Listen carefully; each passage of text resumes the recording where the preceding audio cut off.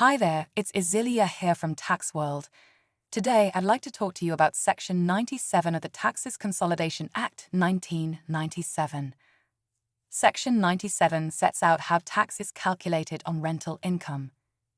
The tax on rental income is calculated by first finding out the profit or loss on each property. You do this by subtracting any allowable expenses from the rent you receive. You then add up the profits and losses from all your properties to get a final amount. Importantly, if you own multiple properties, you can't just add up all the rents and then subtract all the expenses. Landlords can deduct several types of expenses: rent they have to pay for the property, local rates and taxes, costs required under the rental agreement, regular maintenance, repairs, insurance and management costs, but not major construction or improvements, interest on loans taken to buy, improve or repair the property.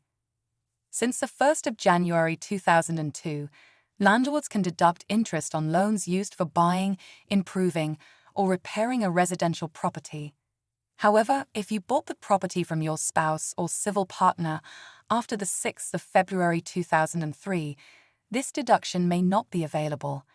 Exceptions are made if you are separated by court order, deed of separation, or are divorced.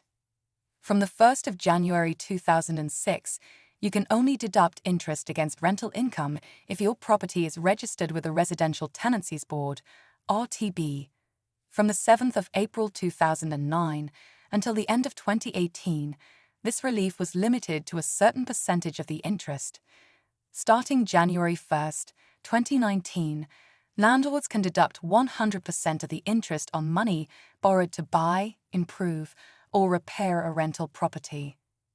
There were also special rules between the 1st of January 2016 and the 31st of December 2019, which allowed certain landlords to claim back 25% of the restricted interest if they rented their property to qualifying tenants for continuous periods of 3 years. Qualifying tenants included households whose rent was paid by a housing authority or individuals receiving rent supplement. Landlords had to register with the Residential Tenancies Board and provide undertakings to rent to qualifying tenants. You cannot deduct expenses that were incurred outside the time when the property was rented, like advertising costs before the first tenant moves in. However, once the property has been rented at least once, you can deduct expenses incurred in between rental periods, like minor repairs.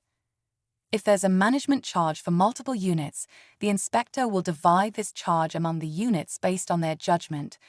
The same applies to charges related to common areas.